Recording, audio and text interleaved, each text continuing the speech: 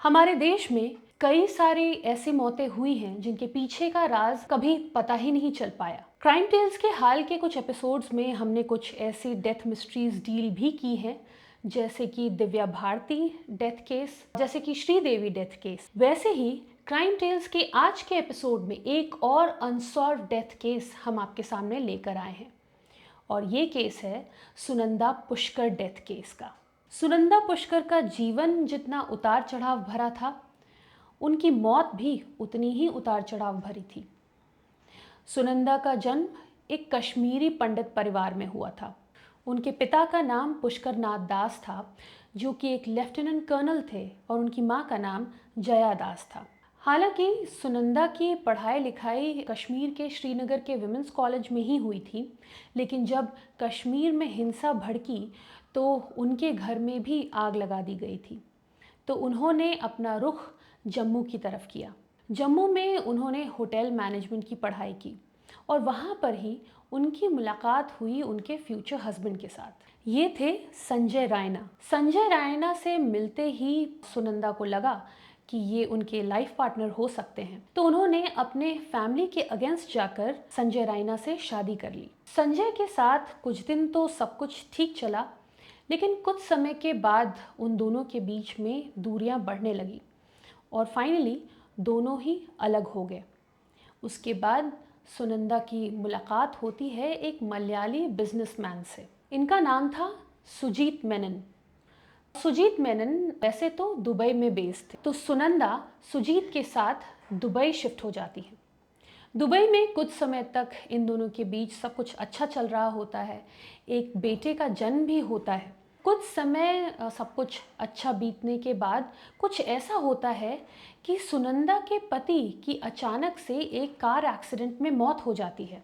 सुनंदा मेनन से सन 1991 में शादी करती हैं और मेनन की मौत सन 1997 में होती है। तो लोग ये अटकलें लगा रहे होते हैं कि दोनों के बीच में बहुत ही तनाव चल रहा होता है और मेनन जिस समय उनकी एक्सीडेंट से मौत होती है उस समय वो बहुत ही डिप्रेस्ड चल रहे होते हैं। तो लोग ये अटकलें लगा रहे होते हैं कि मेनन की मौत शायद एक दुर्घटना नहीं, एक आत्महत्या भी हो सकती है, क्योंकि वो डिप्रेस चल रहे थे और सुनंदा को उस डिप्रेशन की वजह से जोड़ के देखा जा रहा था। हालांकि सुनंदा ने आगे चलकर ये बयान ज़रूर दिया था कि उनके पति डिप्रेस थे, क्योंकि उनके ऊपर बहुत सारे फाइनेंशियल लायबिलिटीज़ थे, तो बहुत ही फाइनेंशियल क्रंच से वो गुजर रहे थे। तो सुनंदा ने इन सारे एलिगेशंस के बाद भी अपने आप को संभाला और अपने बच्चे को भी बहुत अच्छी परवरिश देने की कोशिश की। उन्होंने एक फ्रंट डेस्क रिसेप्शनिस्ट से शुरुआत की श्रीनगर में। उसके बाद वो वहाँ से दुबई गई। दुबई में उन्होंने अपना बिजनेस खोला और इवेंट मैनेजमेंट की कंपनी भी इस्टेब्लिश की। धीरे धीरे उन्होंने प्रोफेशनल वर्ल्ड में अपना एक सिक्का जमाना शुरू किया और वो एक सोशलाइट की तरह सबके सामने उभर कर आई। दुबई में उन्होंने अपना एक ज्वेलरी ब्रांड भी खोला, जिसके लिए ऐश्वर्या राय बच्चन ने भी वॉक किया था। सुनंदा कुछ ही समय में एक बहुत बड़ा नाम बन गई और फाइनेंशियली भी इतनी स्ट्रांग हो गई कि वो अपने भाई के परिवार को भी आर्थिक मदद समय समय पर करने लगी थी। अब आता है साल 2009। इस साल एक पार्टी होती है और सुनंदा उस पार्टी में टकराती हैं शशि थरूर से। शशि थरूर भी 2 शादियों के बाद एक बैचलर थे। 2 बहुत ही अट्रैक्टिव पर्सनालिटीज़ इस पार्टी में मिलते हैं, नंबर्स एक्सचेंज होते हैं और दोनों में बातचीत का एक सिलसिला शुरू होता है। और साल 2010 में सुनंदा पुष्कर और शशि थरूर एक दूसरे के साथ तिरुवनंतपुरम में शादी कर लेते हैं। सुनंदा पुष्कर की भी ये तीसरी शादी थी और शशि थरूर की भी ये तीसरी शादी थी। शशि ने अपनी पहली पत्नी के साथ डिवोर्स के बाद कनाडा की एक पॉलिटिशियन के साथ शादी की थी और उसके बाद उनके साथ सेपरेशन के बाद सुनंदा पुष्कर के साथ उनकी ये तीसरी शादी थी। मनमोहन सिंह के सरकार में शशि थरूर विदेश राज्य मंत्री थे। शशि थरूर एक बहुत ही चार्मिंग पर्सनालिटी हैं, ये बात कोई नई बात नहीं है। लोग उनकी तरफ बहुत जल्दी अट्रैक्टेड हो जाते हैं, स्पेशली औरतें। तो इसी बीच पाकिस्तान की एक जर्नलिस्ट महर तरार शशि थरूर की बहुत बड़ी फ़ैन बनी हुई थी। महर तरार अपने सोशल मीडिया पोस्ट में शशि थरूर को शाहरुख खान से कंपेयर किया करती थी। तो डेफिनेटली सुनंदा पुष्कर को ये चीज़ बहुत अच्छी नहीं लग रही थी। इनफैक्ट शशि थरूर भी उनके ट्वीट्स के ऊपर किसी भी तरीके का कोई नेगेटिव रिस्पॉन्स नहीं दे रहे थे और काफ़ी अप्रिसिएशन ले भी रहे थे। तो सुनंदा एक जेलस पत्नी की तरह निकलकर सामने आ रही थी। ये साल 2013-14 की बात होगी। सुनंदा इस बीच थोड़ी सी बीमार भी चल रही थी। कहते हैं कि शायद उनका एक डिप्रेशन का फेज़ भी चल रहा था। शशि हालांकि उनका इलाज करवा रहे थे। 15 जनवरी सन 2014 शशि सुनंदा के साथ दिल्ली आते हैं, लेकिन उनका जो ऑफिशियल रेजिडेंस होता है दिल्ली में, वहाँ पे कुछ कंस्ट्रक्शन का काम चल रहा होता है। तो शशि को चाणक्यपुरी के होटल लीला में रहना होता है। तो वो अपने लिए और अपनी पत्नी के लिए 2 रूम्स बुक करते हैं। अब ये भी सोचने वाली बात है कि पति पत्नी एक 5 स्टार होटल में 2 अलग अलग कमरों में क्यों रह रहे हैं। तो कहने वाले कहते हैं कि इस समय सुनंदा और शशि के बीच में चीज़ें कुछ बहुत अच्छी नहीं चल रही थी। ये वो भी समय था जब सुनंदा ने कुछ मीडिया पर्सनालिटीज़ को फ़ोन करके कहा था कि उन्हें शशि के बारे में कुछ बताना है उनको। तो सुनंदा को आखिर क्या बात कहनी थी मीडिया से, ये बात कभी सामने निकल कर आई ही नहीं। खैर, तो बात करते हैं 15 जनवरी सन 2014 की। तो जिस लीला होटल में सुनंदा और शशि रुके थे, उनके स्टाफ का कहना है कि अक्सर सुनंदा और शशि के बीच में लड़ाई झगड़े की आवाज़ आती रहती थी उनको। तो ये तो साफ था कि हस्बैंड वाइफ के बीच में सब कुछ अच्छा नहीं चल रहा था। खैर, कुछ समय के बाद शशि फिर एक स्वीट बुक करते हैं और दोनों फिर एक ही कमरे में शिफ्ट हो जाते हैं। तो जो अटकलें लग रही थी, 2 कमरे, 2 अलग अलग सेपरेट रूम्स, वो तो बदल जाता है। मतलब अब पति पत्नी एक ही कमरे में रह रहे होते हैं, लेकिन फिर भी लड़ाई झगड़े की आवाज़ आती रहती थी। फिर आता है 17 जनवरी सन 2014। कांग्रेस की एक मीटिंग होती है, तो इसलिए शशि को उस मीटिंग को अटेंड करने के लिए अपने पीए के साथ होटल छोड़कर जाना होता है। सुनंदा अपने कमरे में अकेले रह जाती है और सुबह से ही अपने लिए सोडा और शराब के साथ पीने वाली कुछ चीज़ों का ऑर्डर कर देती है। तो मतलब सुनंदा सुबह से ही शराब पीना शुरू कर देती है। शशि अपनी मीटिंग ख़त्म करके फिर शाम में अपने पीए के साथ होटल वापस आते हैं और होटल पहुंचने के बाद वो अपने कमरे की तरफ जाते हैं और अपने कमरे की घंटी बजाते हैं, लेकिन अंदर से कोई रिस्पांस नहीं आता। काफ़ी देर इंतज़ार करने के बाद भी जब उन्हें कोई रिस्पांस नहीं मिलता, तो वो अपने मास्टर की से दरवाज़ा खोलते हैं और अपने कमरे के अंदर जाते हैं। तो देखते हैं कि सुनंदा एक रजाई ओढ़ के, एक ब्लैंकेट ओढ़कर आराम से सो रही हैं। आसपास शराब की बॉटल्स रहती हैं, तो ये तो एविडेंट था कि सुनंदा सुबह से ही पी रही थी। शशि कुछ समय के बाद सुनंदा को उठाने की कोशिश करते हैं, लेकिन सुनंदा बेसुध होकर सो रही थी। तो शशि उनके पास जाते हैं और कंधे से उनको हिलाकर जगाने की कोशिश करते हैं, लेकिन सुनंदा की तरफ से कोई रिस्पॉन्स नहीं आता।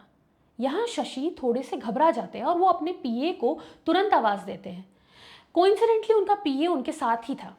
तो पीए जब सुनंदा को देखता है तो वो घबरा जाता है और देखता है कि सुनंदा इनएक्टिव है। वो इमीडिएटली एक डॉक्टर को कॉल करता है। मौके पर डॉक्टर पहुंचता है और वो जब सुनंदा को एग्जामिन करता है तो पता चलता है कि सुनंदा सो नहीं रही, सुनंदा इज़ लॉन्ग डेड। सभी के होश उड़ जाते हैं। पीए तुरंत 100 नंबर डायल करता है और लोकल पुलिस में एक रिपोर्ट दर्ज की जाती है।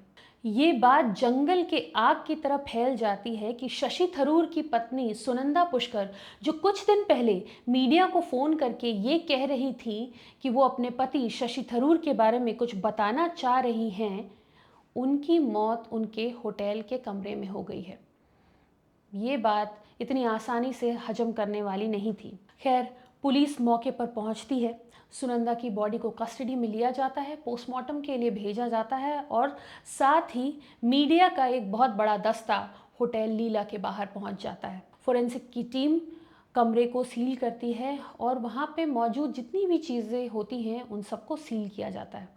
तो मौके पर बहुत सारी चीज़ें मिलती हैं, शराब तो मिलती है, कुछ एंटी डिप्रेसेंट पिल्स भी मिलते हैं।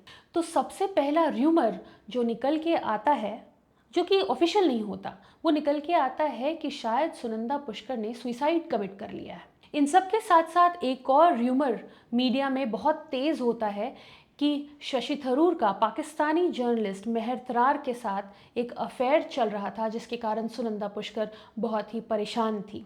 लेकिन इसके जस्ट बाद मेहर तरार का एक बयान निकल के आता है कि वो और शशि थरूर सिर्फ एक दोस्त हैं और उसके अलावा उन दोनों के बीच में कोई रिश्ता नहीं है, और वो शशि थरूर के लॉस से खुद भी आहत हैं। फिर बारी आती है पोस्टमार्टम रिपोर्ट की।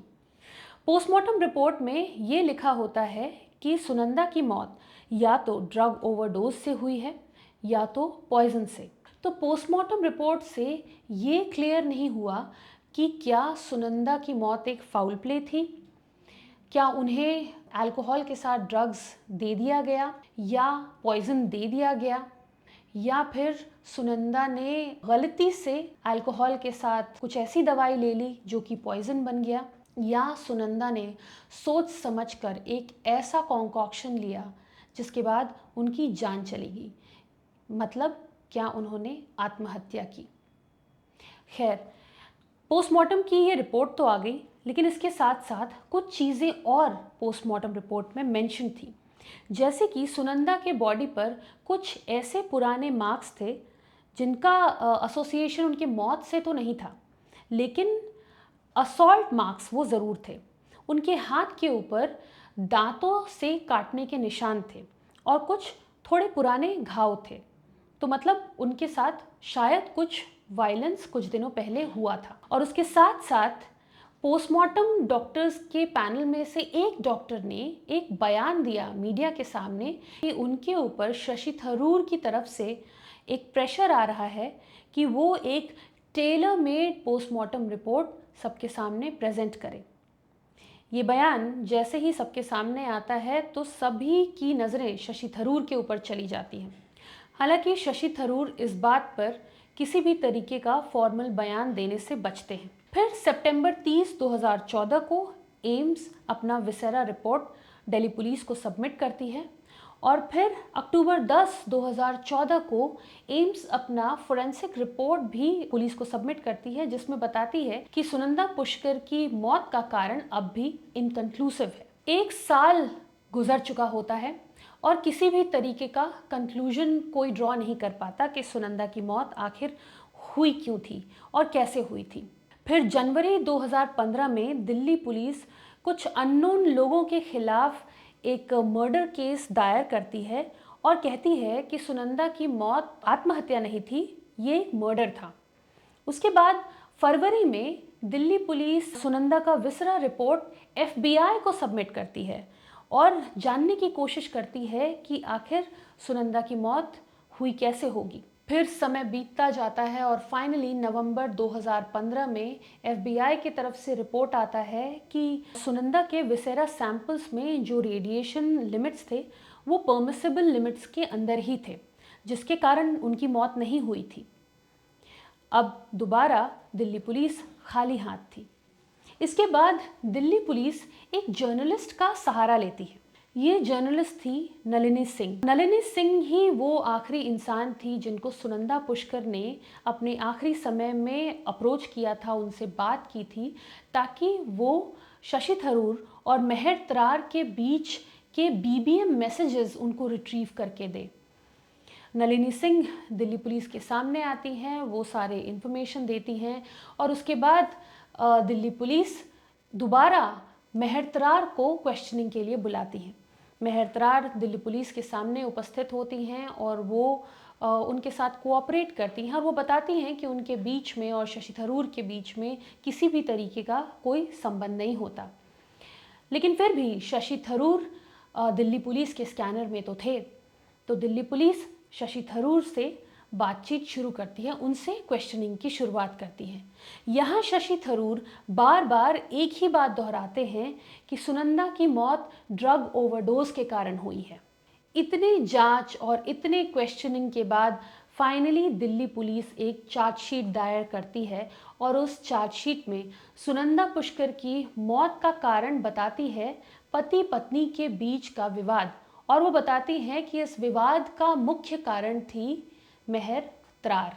हालांकि कोर्ट ने भी इस बात को एक्सेप्ट किया कि हस्बैंड वाइफ के बीच का ये डिस्प्यूट कारण था सुनंदा की मौत का, लेकिन फिर भी शशि थरूर की इसके बाद भी किसी भी तरीके की गिरफ्तारी नहीं हुई, क्योंकि शशि थरूर बार बार ये मेंटेन करते रहे कि उनके अगेंस्ट, शशि थरूर के अगेंस्ट किसी भी तरीके का कोई एविडेंस नहीं मिला है, ना ही वो उस समय मौजूद थे उस जगह पर जब सुनंदा ने अपनी जान ली होगी या उनकी जब जान गई होगी।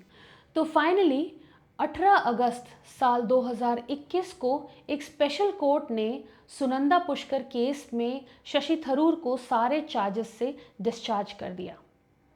शशि थरूर ने अपने बयान में कहा कि उनकी पत्नी के डेथ के बाद के 7.5 साल उनके लिए बहुत ही अट्रोशियस गुजरे हैं, लेकिन सुनंदा के मौत के वक्त की अट्रॉसिटी क्या थी, इस राज पर पर्दा हमेशा के लिए पड़ गया और शायद ये पर्दा कभी उठेगा भी नहीं।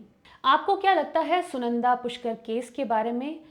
कमेंट बॉक्स में ज़रूर लिखकर बताइए। क्या कभी इस राज से पर्दा उठ पाएगा? आपको क्या लगता है इस बारे में, हमें बताइए ज़रूर। और अगर आपने हमारा YouTube चैनल अब तक सब्सक्राइब नहीं किया है तो प्लीज़ सब्सक्राइब कीजिए और बेल आइकन को भी प्रेस कीजिए ताकि हमारा लेटेस्ट नोटिफिकेशन आपसे मिस ना हो। मिलेंगे फिर एक नए एपिसोड में एक नई कहानी के साथ। तब तक अपना ख्याल रखिएगा। Thank you so much.